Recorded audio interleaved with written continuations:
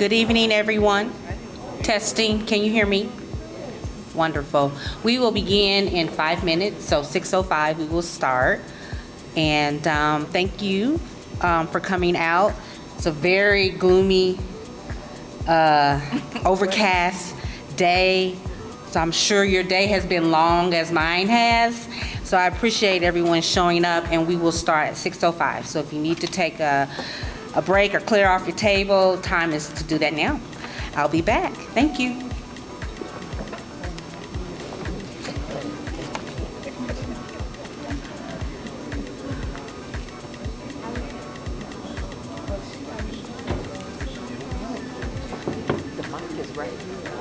You can't be incognito, can you?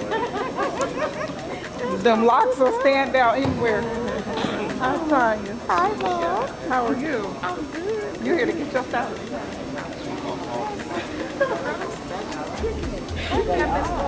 Hi, Miss Laura. How you doing? How they going? Youth empowered. Just Tanya, one of my ministers. Oh,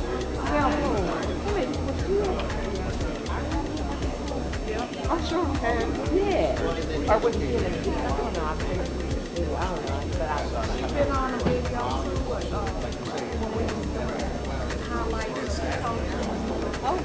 Oh, maybe yeah, that. Okay, maybe that was it. I know it was.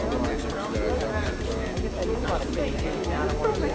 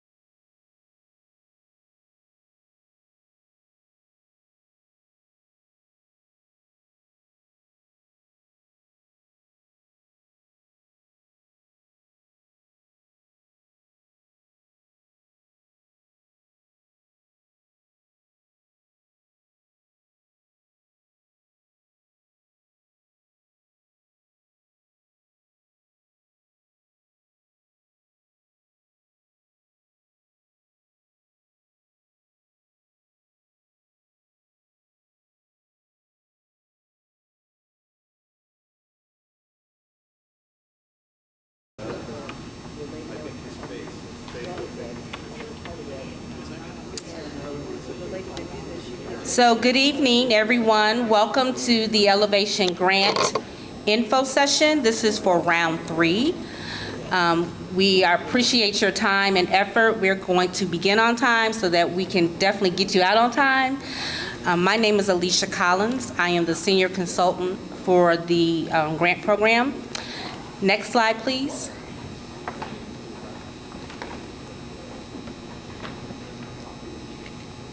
Next slide. Next slide. Okay.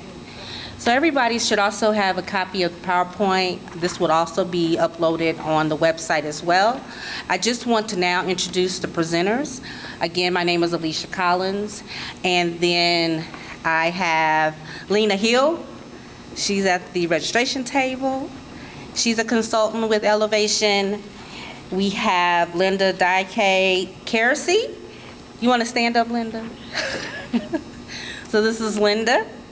She is our compliance consultant for Elevation.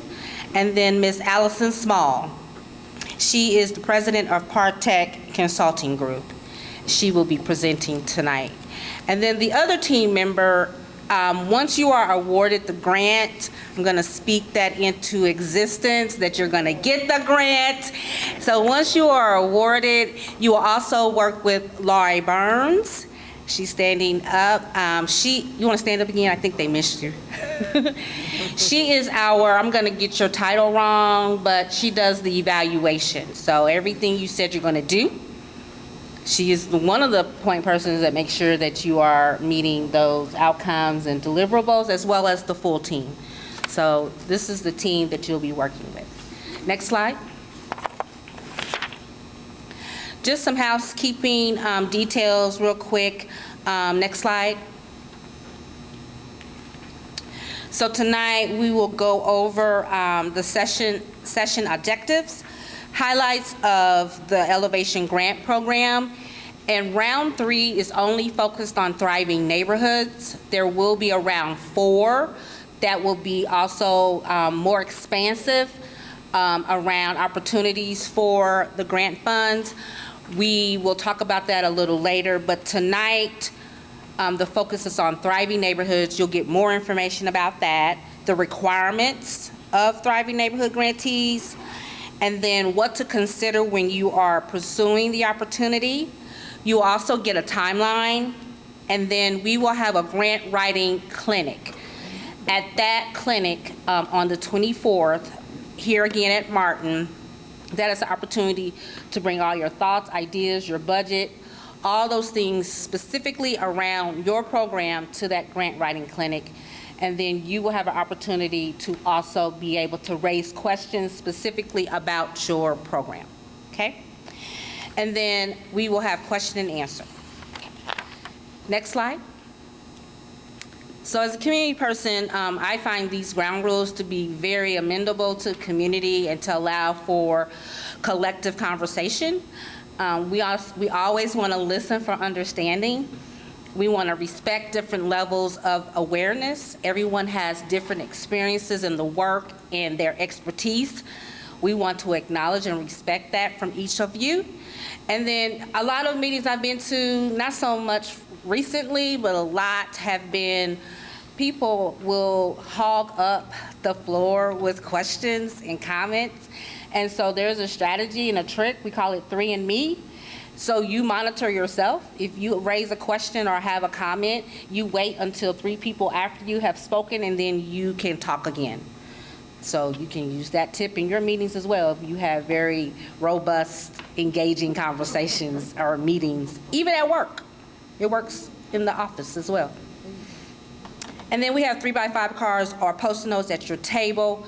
If you have a question and you can't get it in for today, you can leave that at the registration table, and we will make sure you put your email or contact information on it, and we'll get back with you. Are there any questions? Okay. Next slide. Great. So again, we're going to provide an overview of the Elevation Grant Program, specifically around thriving neighborhoods. We will highlight the requirements, and then we'll share some resources and some tips to get you started now in preparation for the grant application. Next slide.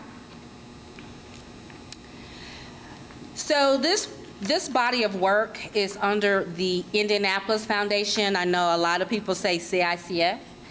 CICF stands for the Central Indiana Community Foundation, and that organization includes the Indianapolis Foundation and Hamilton County and Carmel.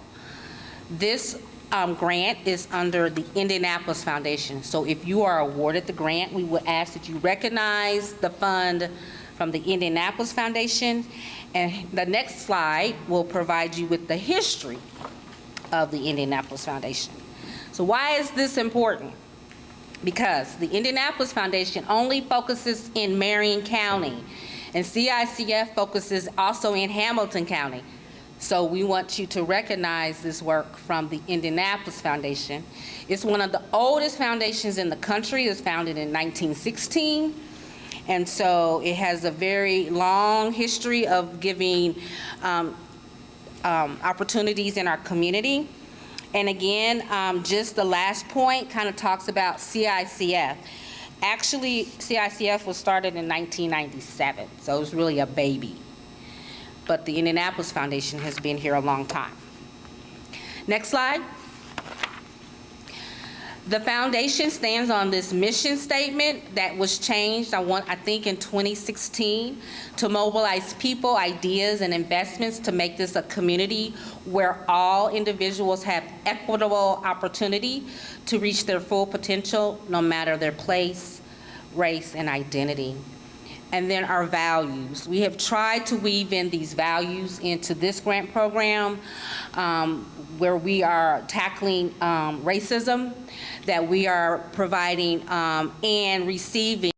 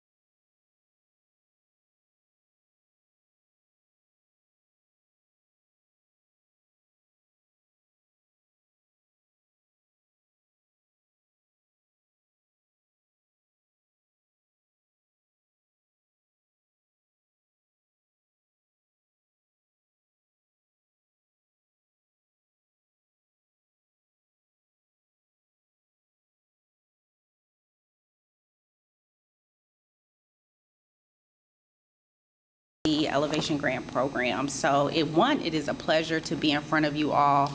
As Alicia stated, we hope that everyone in front of us right now will become an awardee so we can work closer together. If not, the Indianapolis Foundation has other funding opportunities outside of Elevation, and we can also walk you through those as well. So I am going to kind of go over a few things in regards to the purpose of the Elevation Grant Program, our desired outcomes, our program interests, funding rounds and allocations, and release date and federal requirements. I'm sure you can change this slide. Next slide, please. Go ahead. One more. Next slide. A little bit about the background of the Elevation Grant Program. Again, it's previously known as the Violent Crime Prevention Grant. Yes, I know my voice doesn't carry as much. I'm going to try to speak into the mic. Thank you. Is that better? Thank you. The Elevation Grant Program, previously known as our Violent Crime Prevention Grant, in partnership with the City of Indianapolis. So will be awarding $45 million in neighborhoods over the next 3 years to address the root causes of violent crime in Indianapolis. And it will be through a comprehensive approach, so including neighborhood empowerment and community building. So again, this round 3, we stated will be around thriving neighborhoods cohort. Is this the first time we all have kind of heard that just by A show of hands. Okay, so we kind of all are implemented in it a little bit. I see a few previous awardees. Again, we are having 3 rounds. Excuse me, 3 years, but we are currently in our 3rd round. So we already have 2 thriving neighborhood cohorts going on currently. I want to kind of go over what we define crime prevention as. So we define it as any effort that seeks to reduce initial or chronic interaction with criminal and/or justice, juvenile systems, and increase the safety of Indianapolis residents and their neighborhoods by reducing risk factors that include the likelihood of engaging with juvenile or criminal justice system, or increasing protective factors that decrease the impact of risk factors. That's a mouthful, right? Sum total, any justice juvenile involved population. So if your program is doing an after-school program or community building for anybody that might be involved, or any preventative measure around justice involved youth or young adults, this is the opportunity for you. Does that kind of ring a bell? Make sense? Awesome. Next slide.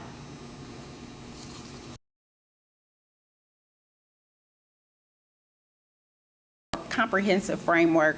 We will address the root causes, increase resident-led solutions, discover new innovative efforts, invest in infrastructure development for grassroots efforts, a new narrative, and qualitative metrics that we'll go through as well. You can't really see on this slide, but in the middle it just says our thriving neighborhoods.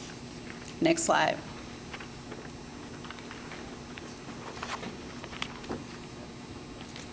So a few of the requirements for the Thriving Neighborhood cohort: attend orientation. If awarded, we will, of course, send out all of these dates. But first, before we even get to an orientation, just as a reminder, as Alicia stated, we will have our grant clinic.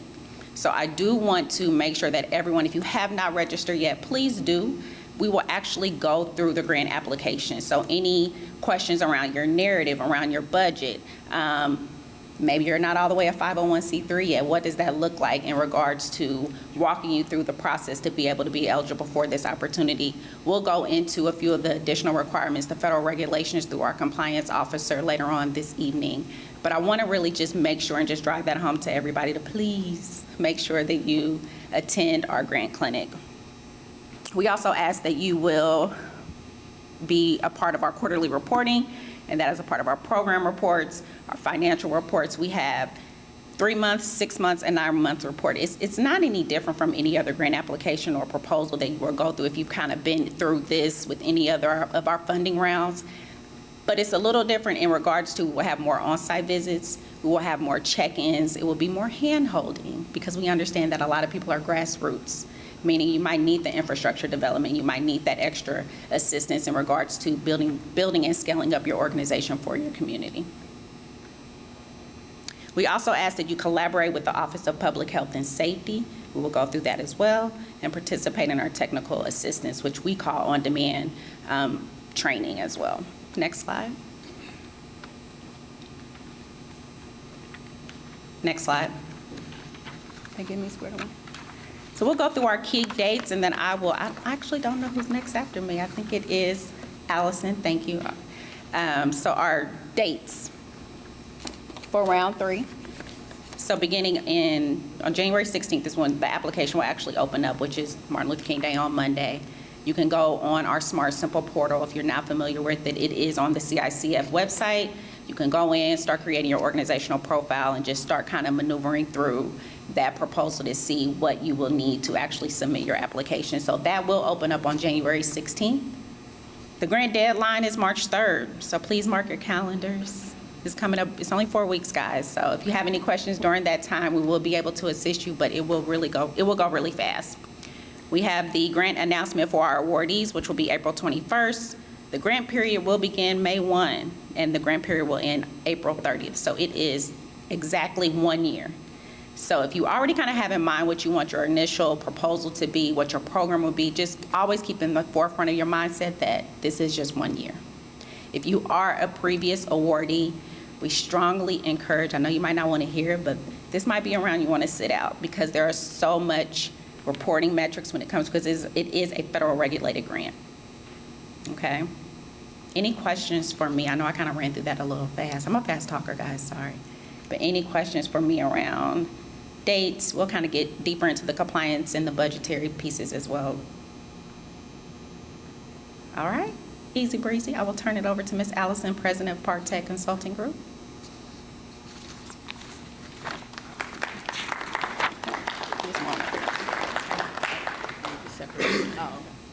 So now I have to tell you, this is painful for me to have to stand here in front of this mic, because I like to roam around, especially since I ate that potato and it's hitting me. And so if you see me nod off while I'm talking, just give me a second, I'll come back, okay? I don't know what made me think that I should eat that potato before I get up and talk. So hopefully everybody can hear me. What I want to cover tonight is some of the eligibility requirements as you think about this opportunity. Sometimes as we look at an opportunity, when you start to see the requirements, they don't budge. So it may not be the right fit for you, but we also have some strategies around how, if you still are interested in the opportunity and it looks like you might not be eligible, some other ways in which you can work around it. First and foremost, the organization has to be based in Marion County, okay? And/or it has to serve residents of Marion County. So if you're up near Fort Wayne or South Bend, not going to work, okay? The other is that the organizations have to be a 501c3. Okay, 501c3 is a designation by the Internal Revenue Service. Can I see it by a show of hands? How many of you already have your 501c3 designation? Okay. If you don't have a 501c3, you're not eligible as the lead on this particular opportunity because the government requires a 501c3. So you will have to look at another entity, which we call a fiscal sponsor, which actually receives the money on your behalf because they are eligible. And we'll talk a little bit more. Fortunately, we have Linda here who will share this. You do not have enough time. If you are not a 501c3, you do not have enough time to go and file. Okay, so let's just put that aside and move on to some other strategies, okay? Otherwise, as Lena has pointed out, they have other rounds, right? But let's be real, Internal Revenue Service is backed up for, I saw a statistic that they only answer, if they get, how many calls was it? It was like 75,000 calls, and they only answered 7,500. So, the expectation of getting your application through timely is not likely. So we just have to figure out how to work around it, okay? There are, because these are federal dollars, there are some federal requirements that the Indianapolis Foundation and the city are held to, and they will roll that to whoever are the selected grantees, and hopefully, again, we hope that will be you. But it is important to know this. Now, if you look at, I'm not sure what page it is on your slide, but it's a page that if you read it, you might go to sleep. But it says, follow the uniform guidance, okay? Now, I don't know about you, but I don't keep up to date with all of the detail. This is just not something you would normally read. But fortunately, you have people with the Indianapolis Foundation that will be able to help you to understand it. In a nutshell, what it means is that the feds set some requirements around how you can spend the money, okay? And they don't budge. And so our role is to make sure that as you're thinking through your proposals and what you would like to present, that it meets those requirements, okay? No one is asking you to go out and read all of this in advance. We want you to stay focused on your ideas, but there are some things that the feds just simply don't allow for this opportunity. Let me give you some examples. You want to go out and buy a vehicle, okay? I don't care whether it's a motorcycle, a bike, a bus, a car, something that's moving. Bikes maybe, but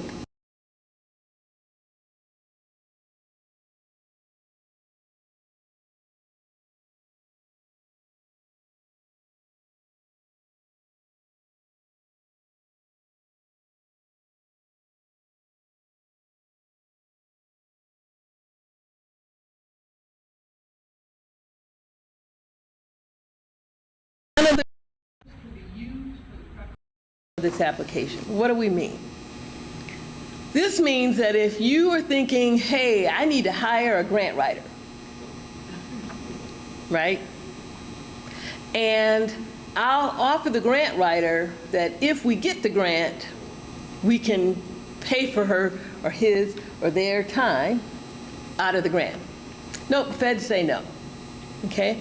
Now, a couple of things to keep in mind. The way the Indianapolis Foundation has actually designed this application, you can write the application. And then some of you are saying, I've never written an application before. Well, no time like the present, okay? I mean, we've made it so that it simply is about following the instructions. You can come to the grant clinic.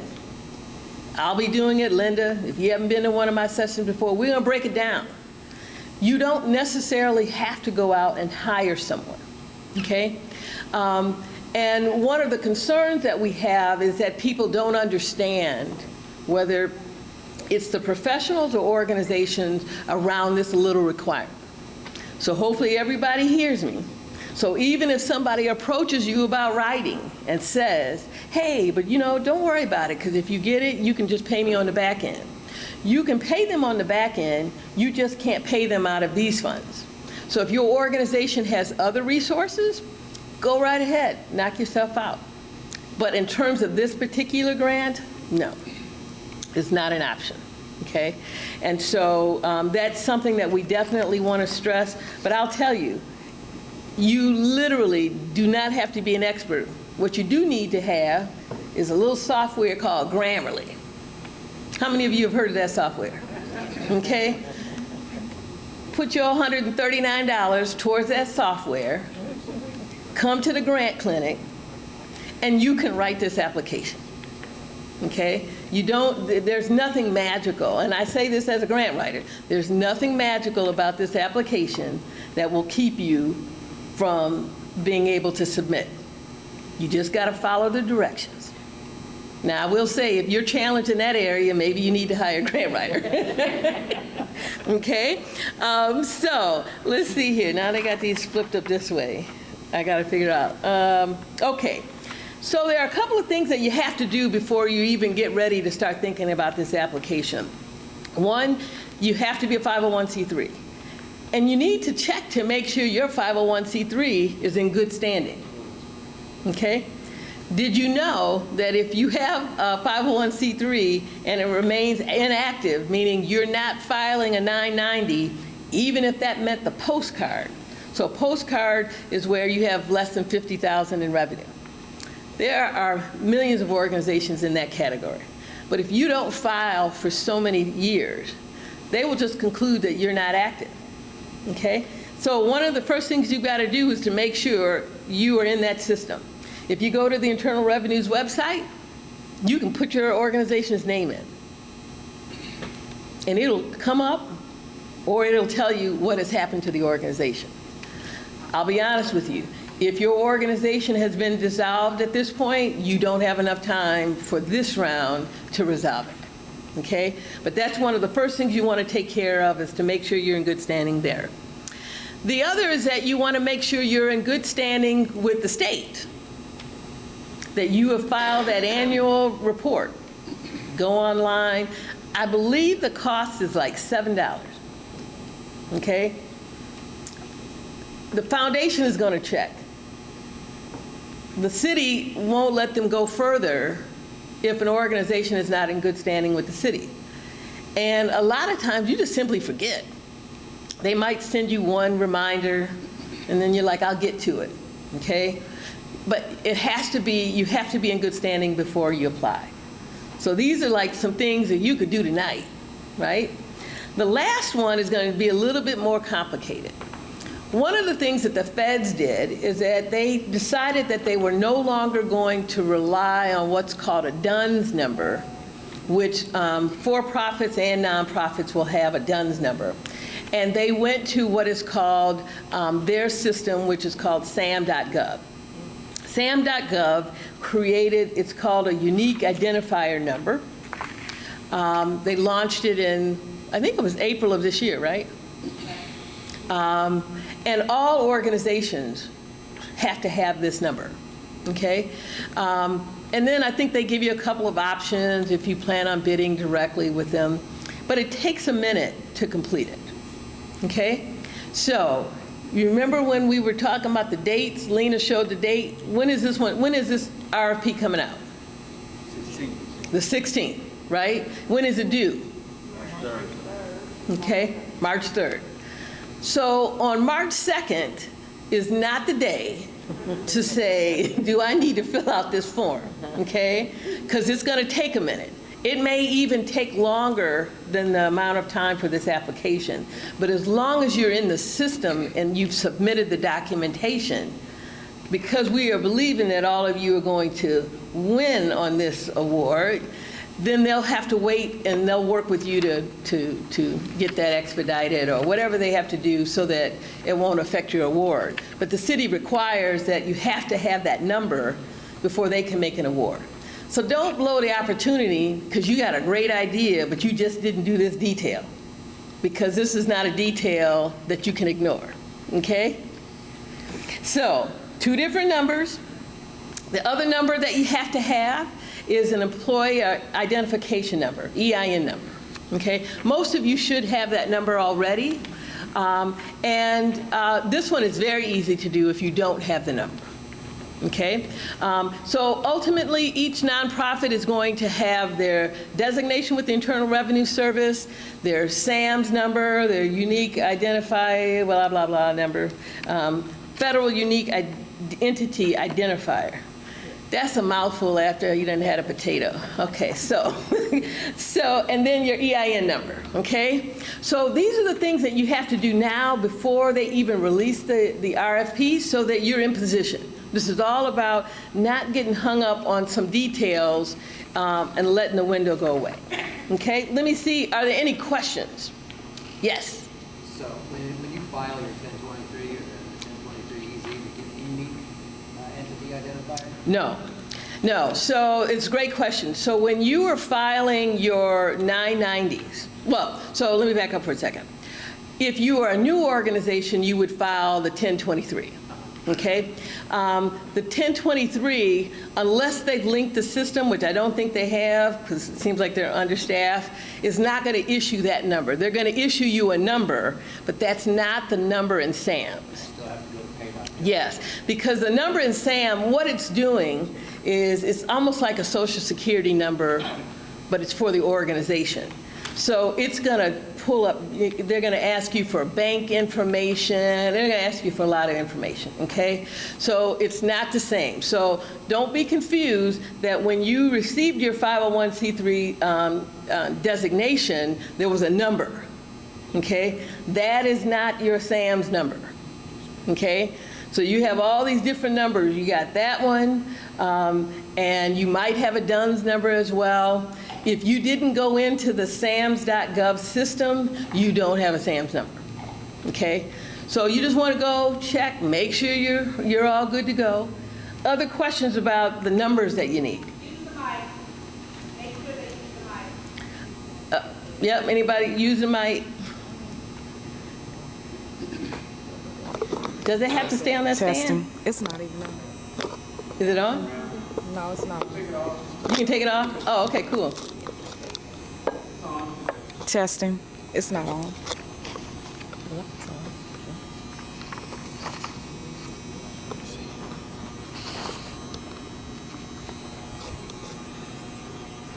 Yeah, go ahead.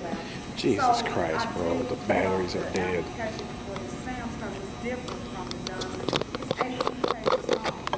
I haven't gotten into it yet, but are you familiar with the process? Is it simple or something that we need an accountant to help? I don't know that you need an accountant to help. You just need patience. That's what I'm saying. You do this now before you even think about the application, because it's just going to start asking for documents. They have videos that will walk you through. I think we put the link somewhere in here to show you the video on how to do it.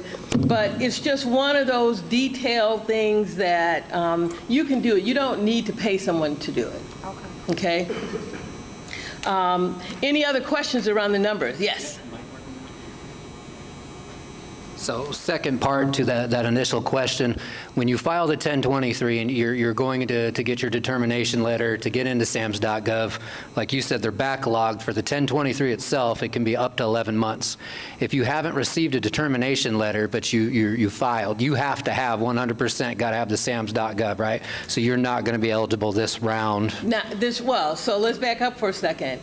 So just making sure we're all clear on language. When he's referencing the 1023, that's the application that you file to become a 501c3. Okay? If you don't have a determination letter, you are not a 501c3. Unfortunately, I have no idea how long that backlog is.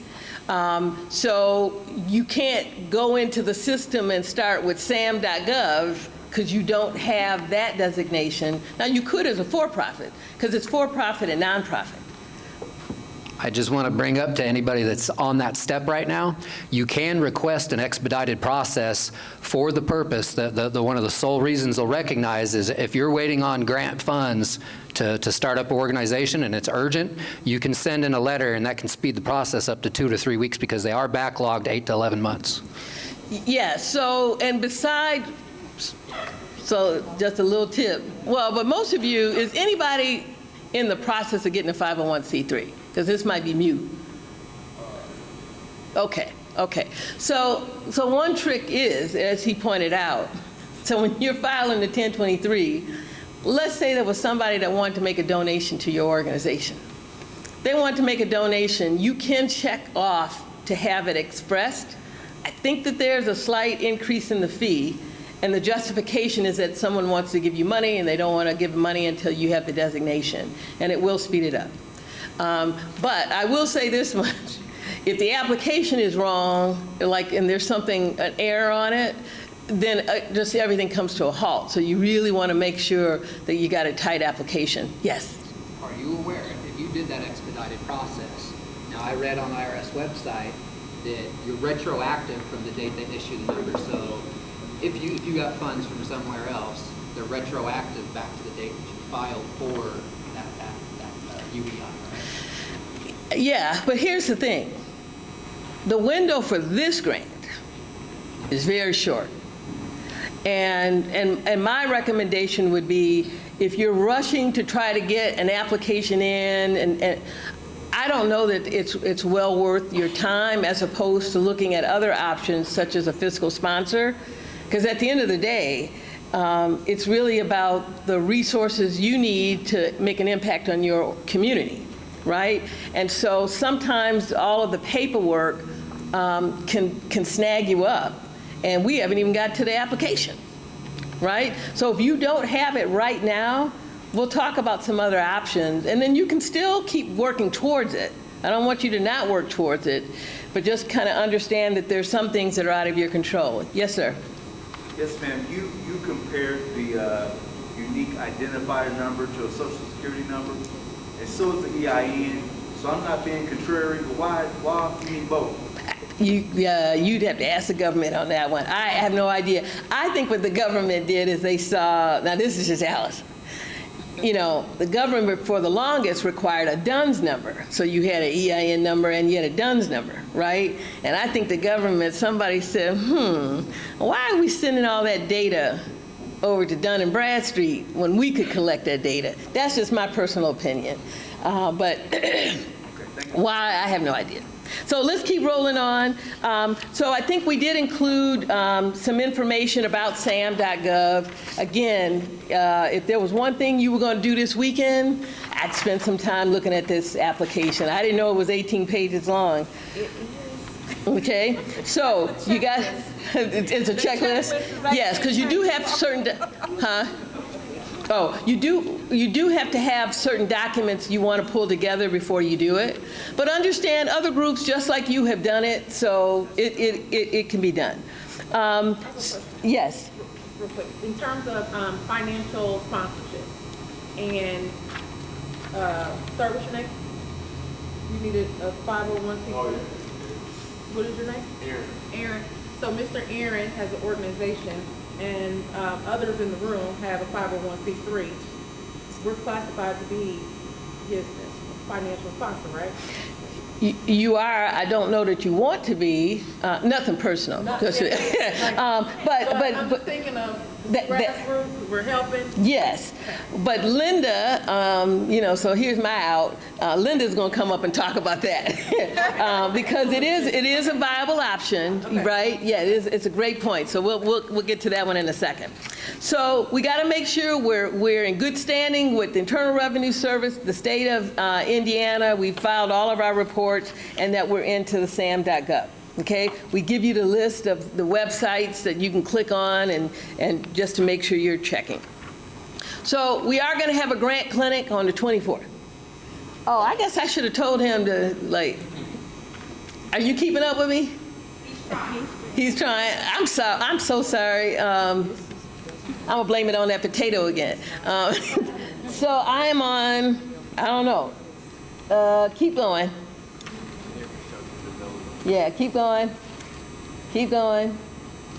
There we go. See, now if I didn't have to hit. So let me ask you a question. So if I take the mic off. Oh, okay, wait, hold on. Oh, but it will go off if it's too close to that one, won't it? Yeah, okay, never mind.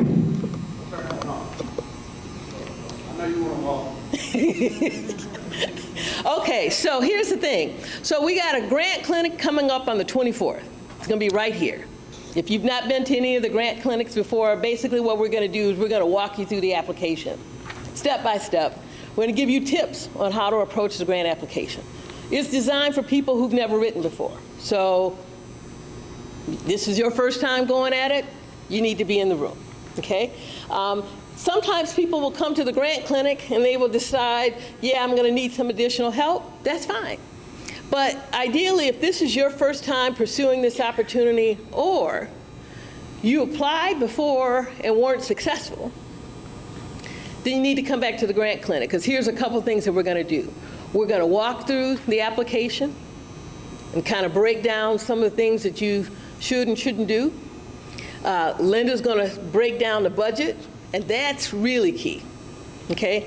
Because I actually like to start with the budget first, figure out what I'm really trying to go after, and then make sure it aligns with the program. Some of you will learn that you're not really running a program, you got an activity. And now we got to figure out, I think it just went away. Looks like you got it. Did it come back? Oh, okay. Kind of scared me. It just kind of like.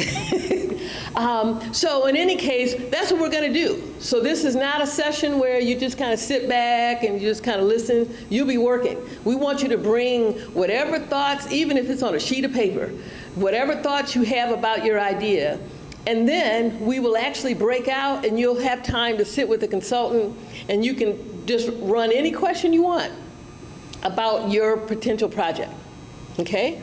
And we will stay as long as you need to stay to answer whatever questions that you have. Okay? So, yes? Someone asked, what time is this grant clinic? 5:30 to 8:30, same time. Okay, thank you. Yeah. Okay? Yes? Oh, see, I'm going to have to come to you because I can't hear you. I used the 1023 Easy document. The difference in that is weeks. So would I still be able to use that form to file for this grant? Oh, okay, so he was asking about the 1023. So let me just make it simple.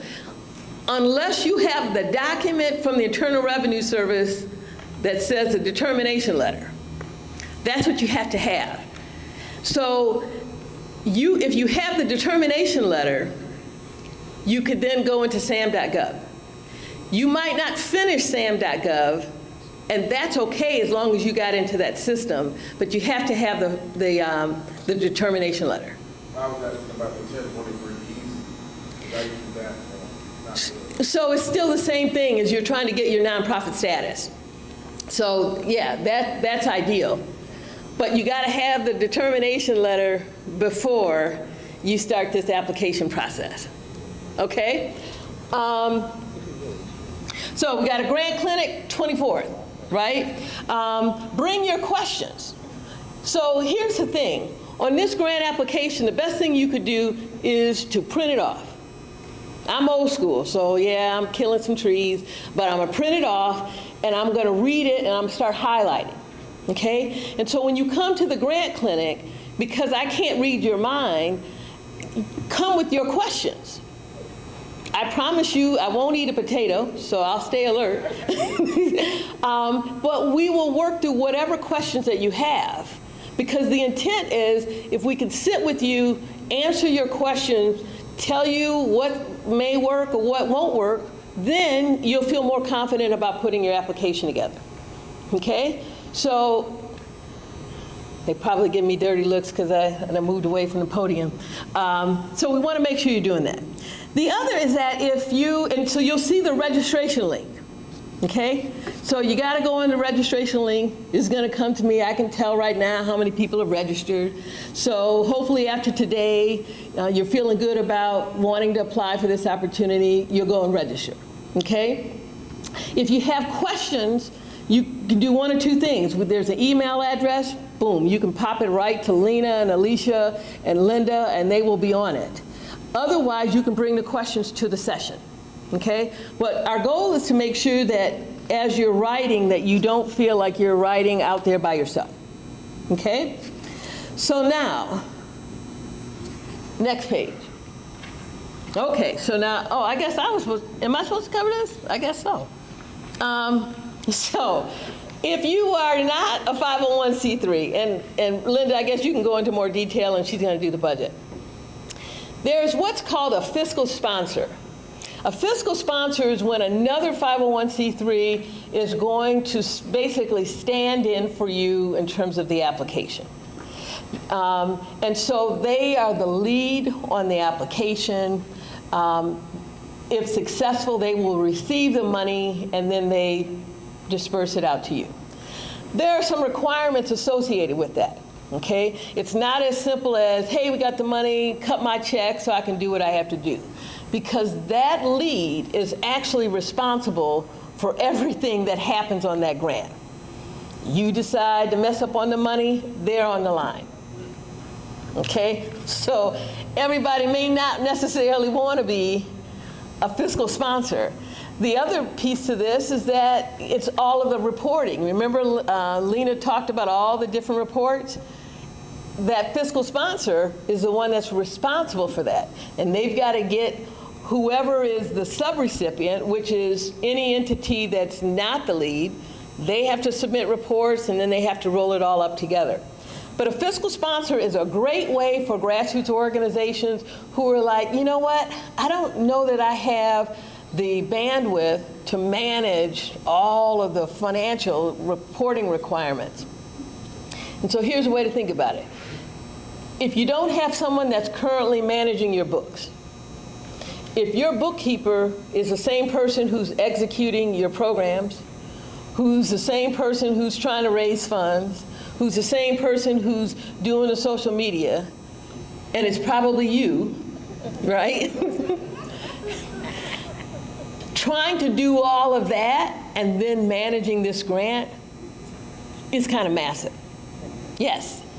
Does the federal government have a parameter for the administrative fees for a fiscal sponsor? So there is a provision, I think, in this grant. Isn't it 10%? It's 10%. What was the question? The parameters around fiscal sponsors and the administrative rate.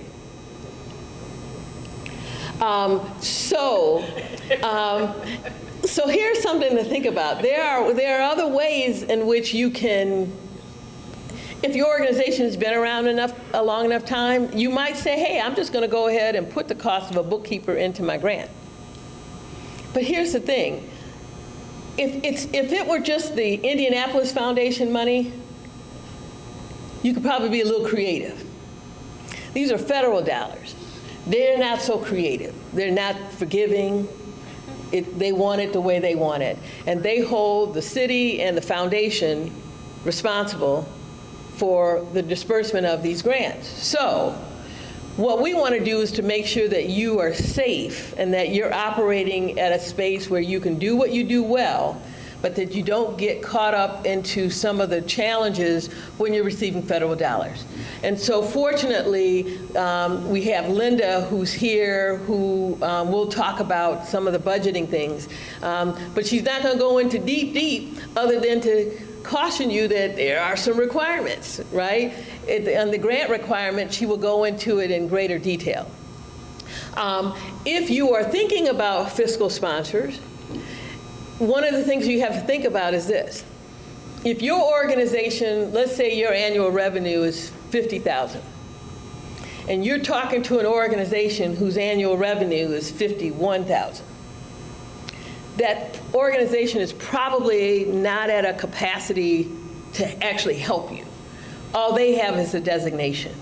You need an organization that is large enough that maybe they have back office operations to handle the funds, that they have experience managing large grants, okay? But at the same time, just because they're large doesn't mean that they fully understand what it means to be a fiscal sponsor. So what I would suggest is that you start thinking about, do I want to be the lead? Do I want to have a fiscal sponsor? There are requirements in terms of having a written agreement in place. But you probably should come back on the 24th and talk to us about who you're contemplating as a fiscal sponsor, okay? Because what we don't want to do is to set you up for failure or disappointment, because at the end of the day, that means you're not able to do the work that you want to do in the community. But fiscal sponsor is an option. I would encourage you to go to the Indianapolis website, Foundation's website, because they have a whole section on fiscal sponsors. They've got some tools and things for you to think about, okay? But it really is about how and who is going to manage the funds for your organization. Next slide.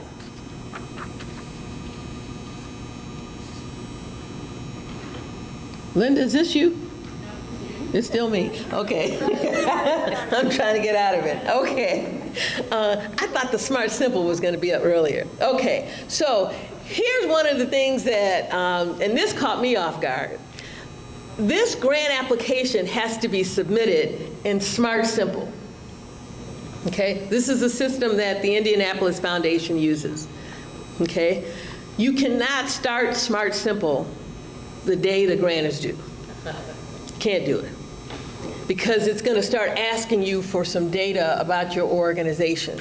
So, A, we got to make sure we are in good standing with IRS, good standing with the state, and we're working on our SAMS number. The fourth thing is that you're going to have to go into the Smart Simple system and create an account for your organization if you don't have one already. There are links in here on this document, and I think this is going to be posted on their website, so you can go back and click onto the link. There's a user guide, but I will tell you, if I had to pick between writing and following the instructions on the Smart Simple, I'm going to lean to the writing, just because I have difficulty with all forms. That's just me. But be like me and start early, because I know that this is something that is a weakness for me. I have to start early, okay? And early means don't wait until 2 days before you're trying to submit the application, because if there's a hiccup, now you're going to try to need to reach out. How many of you are already in Smart Simple? Okay, so some of you got some homework to do this weekend, right? You got some homework. And so now, yes, is there a question? No. Oh, okay. Any questions about Smart Simple? Yes? They say you want to go and register the EIN number in the problem system that you were looking at. So you were trying to put in your, into Smart Simple and, now. Well, look at the time. No. The question is, he was trying to go into Smart Simple, and it wouldn't accept his EIN number. So who would he talk with? So email elevationgrant@cics.org. They already fixed it. So here's the thing, if you run into a problem as you're trying to enter that system, don't wait. Immediately send the email to the Elevation grant email address so that they are aware and they can help you quickly fix the system or whatever it is that's causing you not to complete your profile. Okay? So I think that's it for me. Questions on what I've covered? You got some homework you got to do before you start to write. And you notice we haven't even gotten into what the application is about. We'll hold that for the 24th. But this is all about just getting in position for this opportunity. So I'm going to turn it over to Linda, and we'll still be around if you guys have some other questions.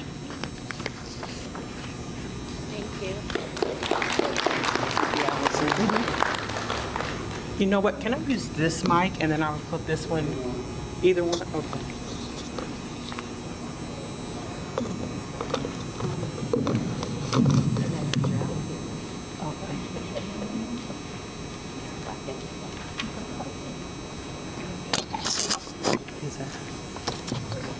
Okay, thank you. You can go to the next slide. So I know this is the fun part. So if you have any questions, please go to the mic. So I know everyone is going to have questions regarding the budget. Can everyone hear me? I feel like, no? Is that better? A little more. Up there. Okay.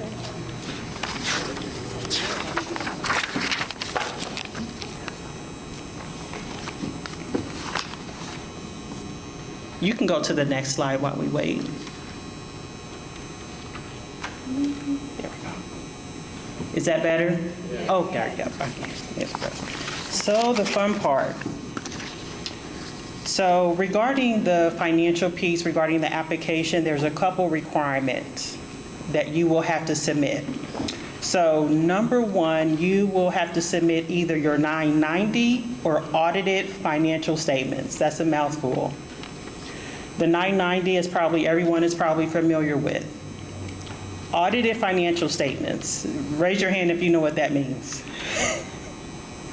Okay, one person. Audited financial statements means you have hired a CPA firm to come in and perform an audit. And after the audit, they issue out financial statements. So if you have not done that, then that means you do not have audited financial statements.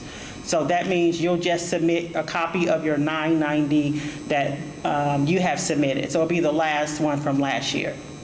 Does that make sense? So either your 990 or audited financial statements. If you go to the microphone, if you have a question, please. That'd be great. I started this non-for-profit in December, so I don't have either. Oh, this past, okay.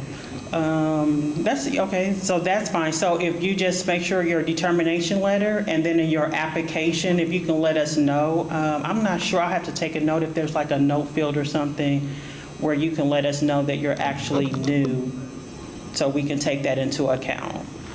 And I'll make sure to follow up with you too. So that's a good question.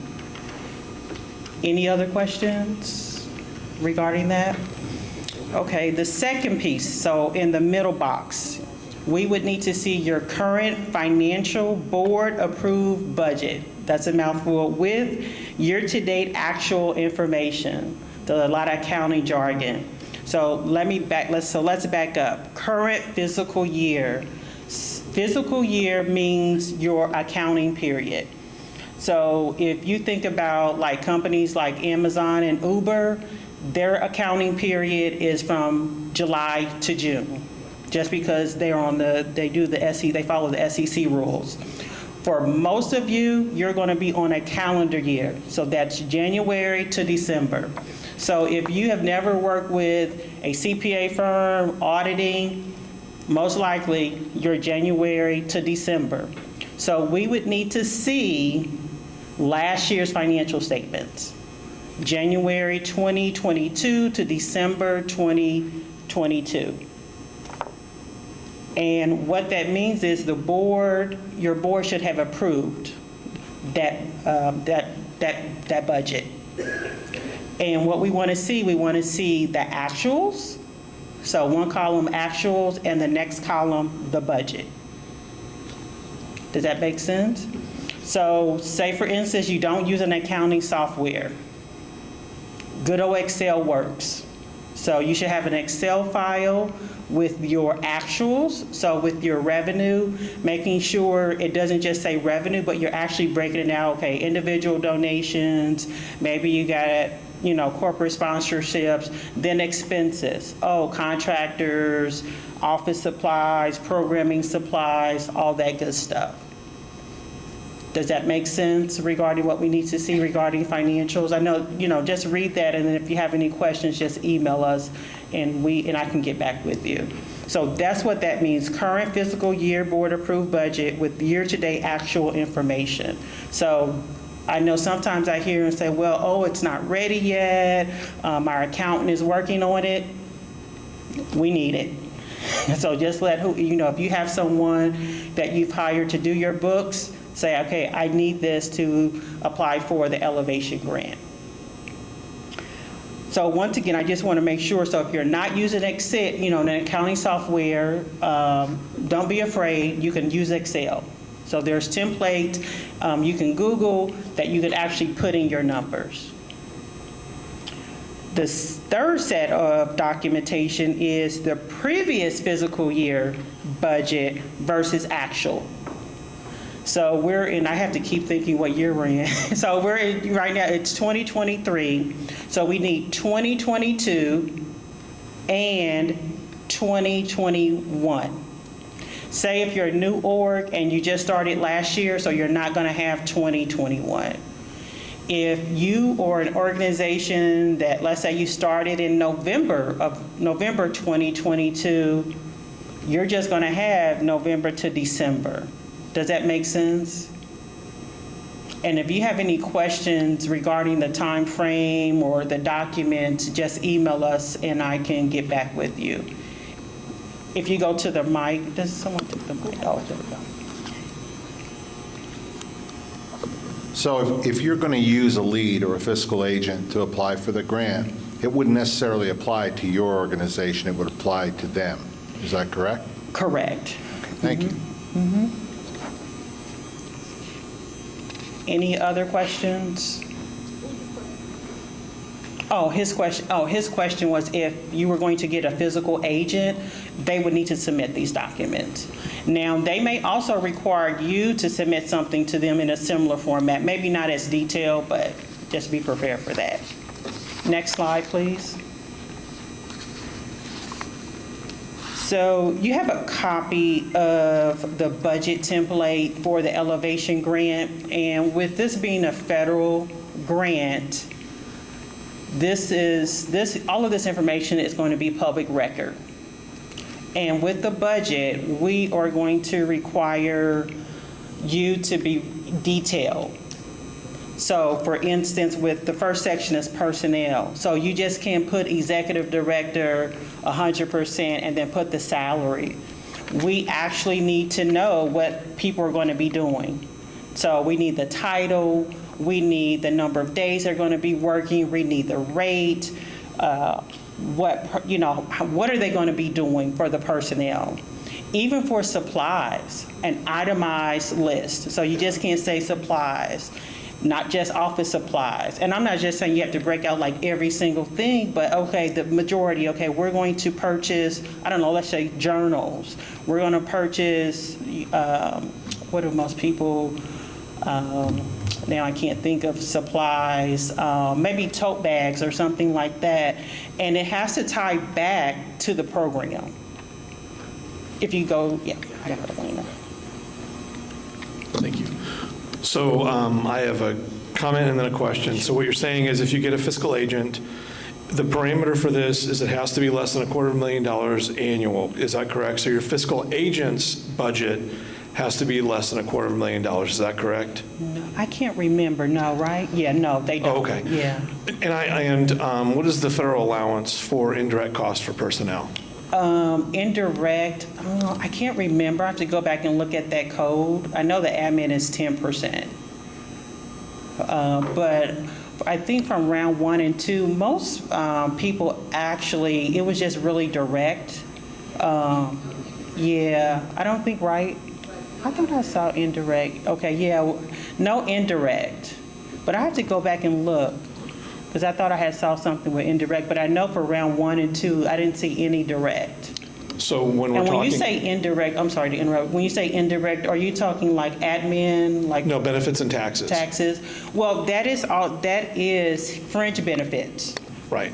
Fringe benefits, but not like other benefits, like health insurance. Right, no, or- this yeah, is just the time, the expense of their time. If they Yeah. get 2 weeks vacation, then that's a percentage of their Yeah, salary. I'm sorry, yeah, so just only direct. Okay, so when Yeah. you're stating someone's salary, do you state it as that gross amount, including those things? If somebody's paid $40,000 a year, for instance, and they're a .5 FTE, do you just say $20,000 for the salary, or do you say $20,000 plus whatever the tax and the fringe benefit would be? Yeah, good question. So here on the budget file, what his question is how do you break out personnel? So you're going to break out their direct salary, their direct time. And then there's also a section just for fringe benefits.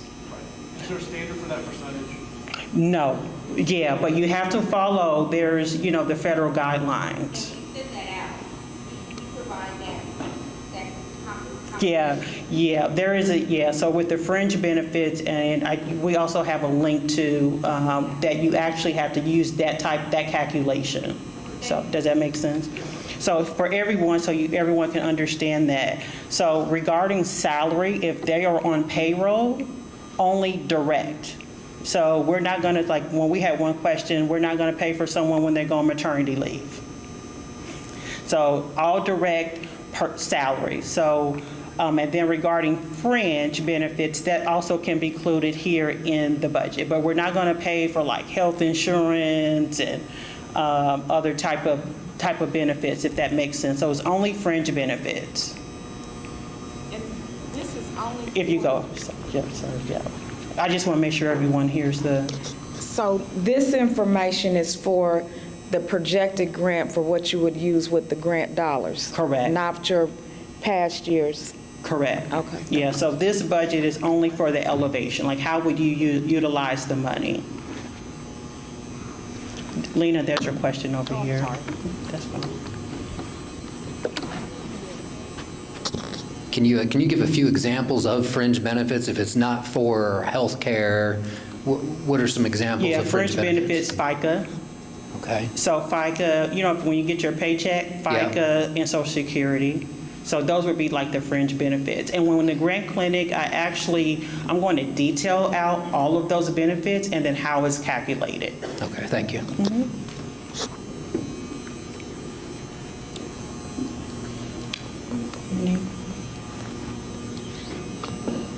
A couple of questions. One, hypothetical, 2 organizations fully qualified, partnering to apply for the grant with administration already in place and no grant dollars used to pay salaries and/or benefits for the organization, for the administration that's already in place. Does that have to be specifically identified in the application? No. So the budget is only what you're going to spend. So the personnel is for those that are on payroll, and then for those that are contract. So there's some nonprofits that the executive director is actually a 1099. So if you wanted to put yourself as a 1099 and pay yourself, a certain amount, you can do that under the contract item, which is down below. Does that make sense? Did I answer your question? Yes, ma'am, it does. Okay. The second question, with the 2 fully qualified organizations applying, does one of the organizations have to be the fiscal agent, or can the application be submitted as a partnership? I have my thoughts on that. I don't know, Allison, what you know, right? Lena, I'm sorry. One organization can be the applicant. So even if you have two organizations identical, one has to be the lead. They're not going to split up and call this one on this one. There can only be one lead. Good question. So regarding this budget template, you have the personnel, which is at the top. That's the top, because that's the most important. Remember, personnel is only those that are on payroll. Then there's other sections. We have, let's see, materials and supplies, contractors, and then just other expenses. Some nonprofits, they actually list out in more detail some other expenses. So as you can see, this is very detailed. So every item needs to be detailed here on on this budget here. And also what's required is a budget explanation. So like I said, you just can't put, okay, this is the executive director's salary, or this is just supplies. There's some detail that you need to put into that. And particularly if you are going to utilize partnerships and where you're going to pay an organization or another, say you're going to pay a therapist. So they need to be listed here and on another tab as a contractor. And we also need their tax ID number. And we also need, like, what are they going to be doing? What's their rate? What's their hours? So you can see it's more involved than any other budget. The next slide, please. So with the federal grant, here are things that are not allowable. So number one, payments to individuals.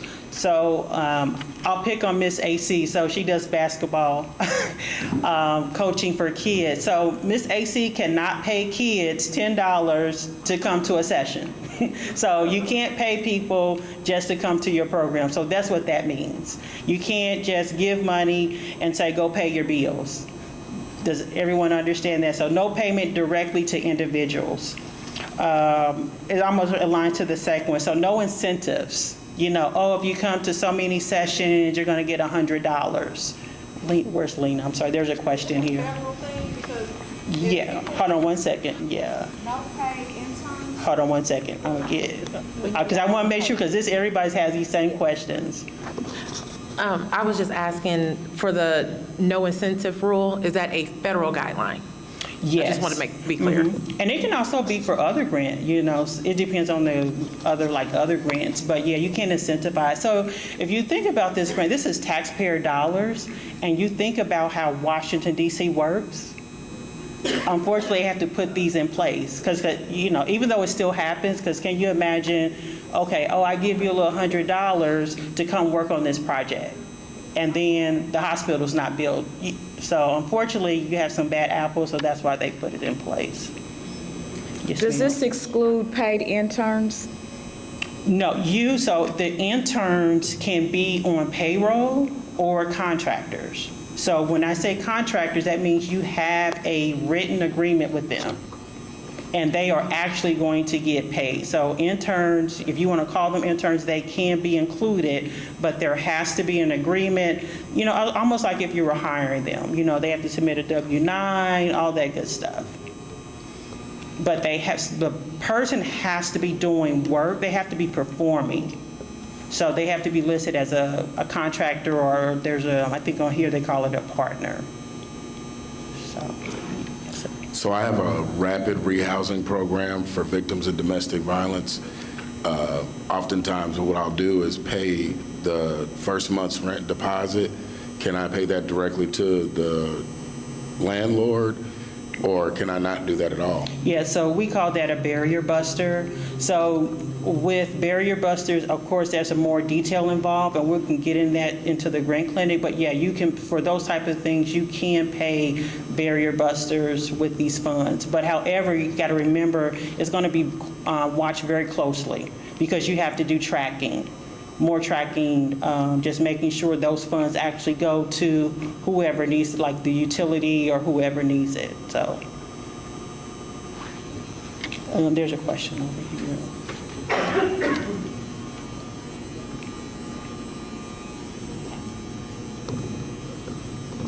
In our facility, we bring in a lot of specialists.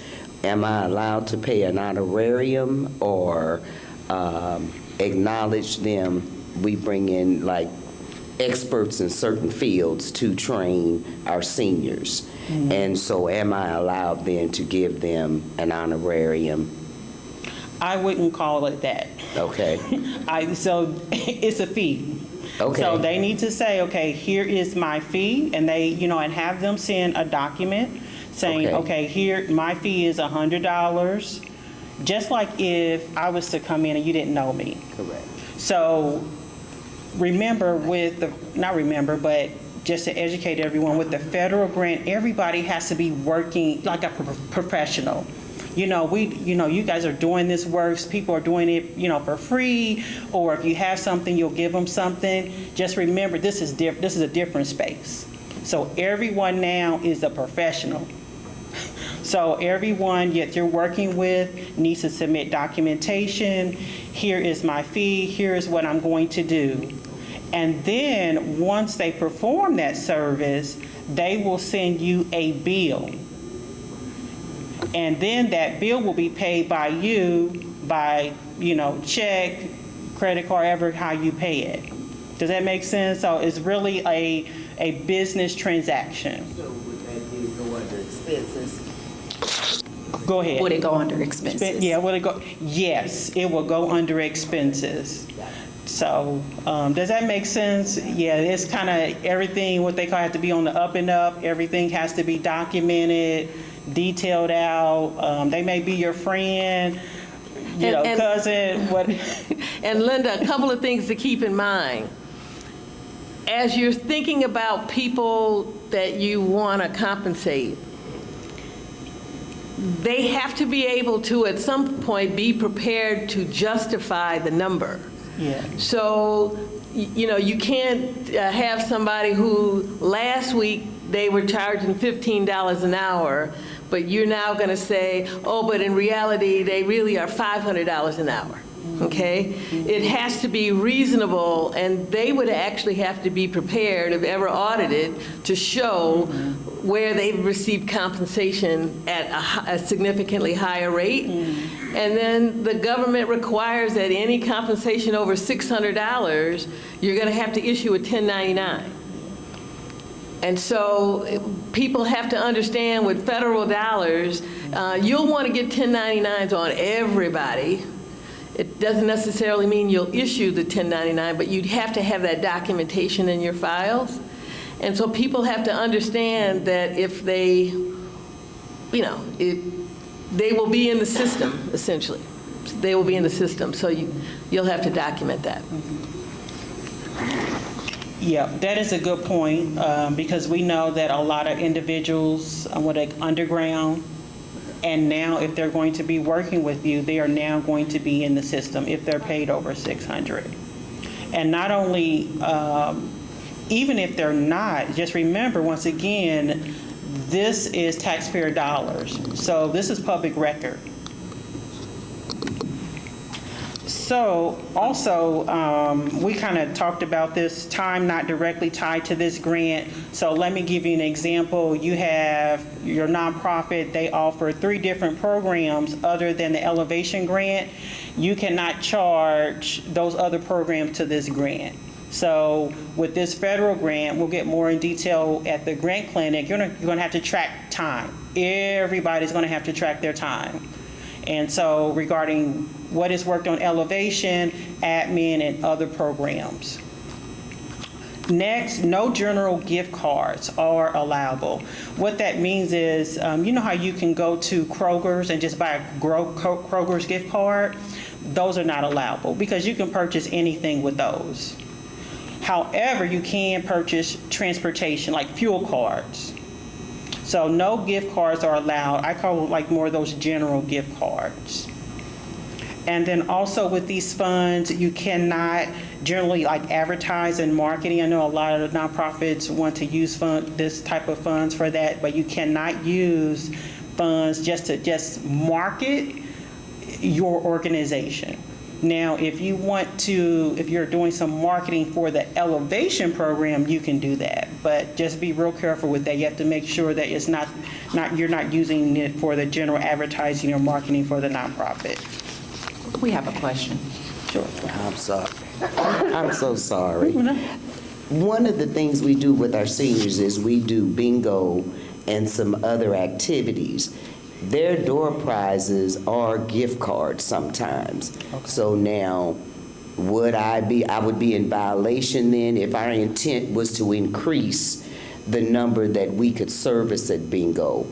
But that would mean more door prizes. So would I be in trouble for purchasing? So what we can do, like here's another way you can use. I know, like, purchase what they like, crossword puzzles. Gotcha. Those type of things. Okay. I mean, so instead of you purchasing the gift cards, correct. Do you actually go purchase what they actually, like? Okay. Does that make sense? Yes, it makes sense. It makes sense, absolutely. So unfortunately with the gift cards, the one thing why they don't want you to use those gift cards because people can buy alcohol. So the wine bottles I was gonna get wasn't gonna work. Okay. I'm just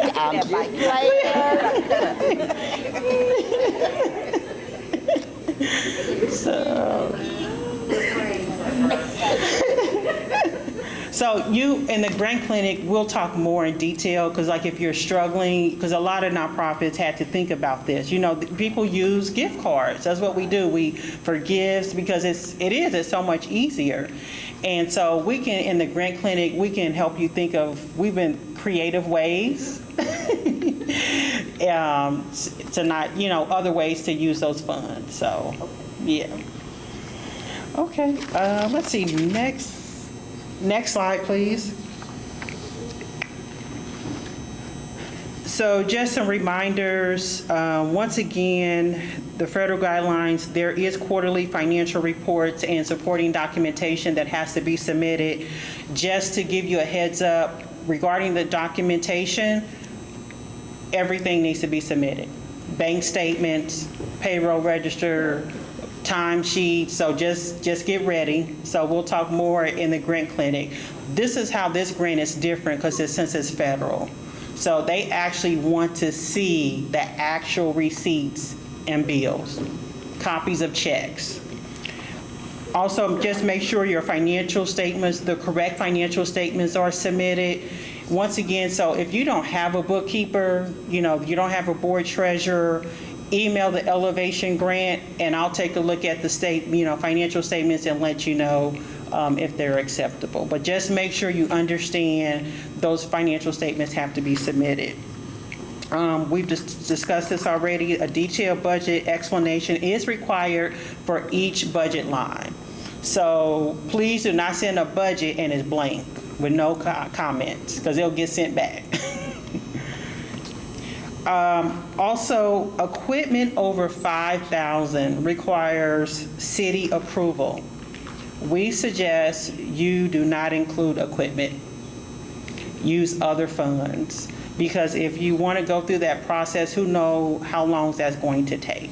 When we say equipment, I don't know, say you need a vehicle to transport, the kids, that will require city approval.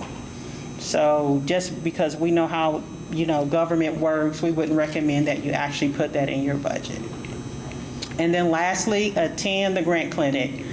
Attend the grant clinic. If you don't remember anything else, attend the grant clinic, and we'll go more in detail about the budget. I would also, like Allison had mentioned, just start thinking about the program and what resources you think are needed for the program. Even if you, just start writing it out. I need, we're going to have the program manager, we're going to have these contractors, supplies, et cetera. Just start writing it out, so when you come to the grant clinic, we can flush it out with you.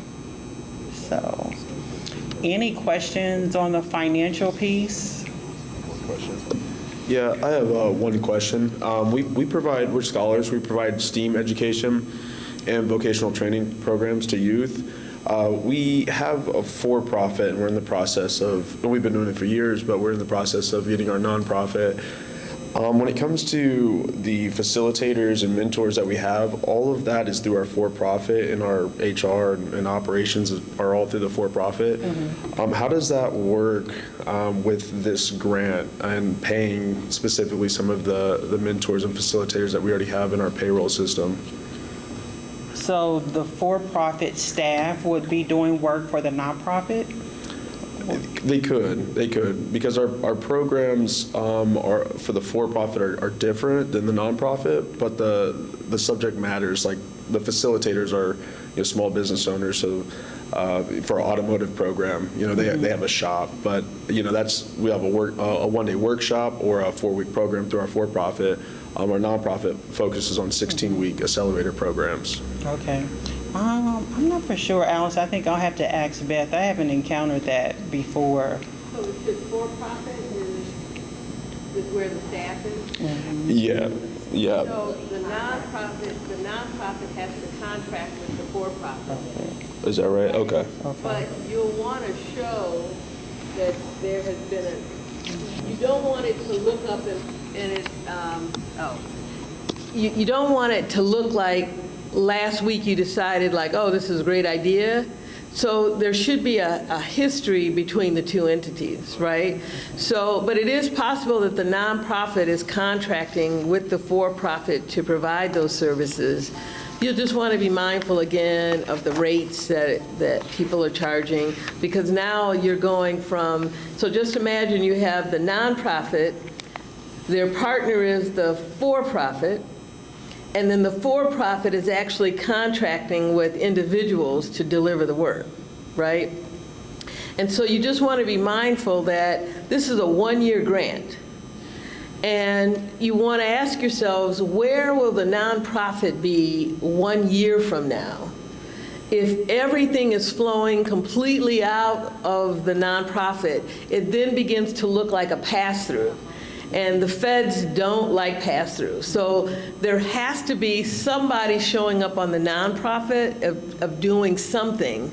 Otherwise, when ultimately, you get it, if it's ever evaluated, they would say that this met the criteria of a pass-through.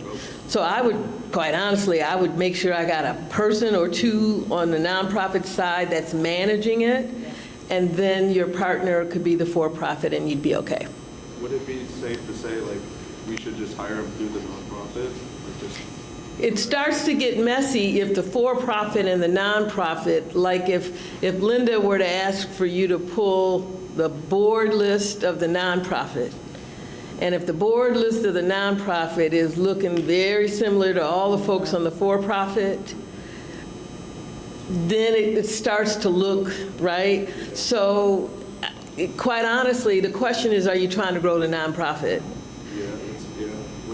We're in that position of taking pretty much most of our programs into the nonprofit route, doing longer, 16-week programs, but still on our programs. So I would just make sure the nonprofit still has to have somebody managing the work, right? They don't have to be full-time, but somebody has to manage the work. And so if it's just that position, and then you have this other partner, I think you'd be okay.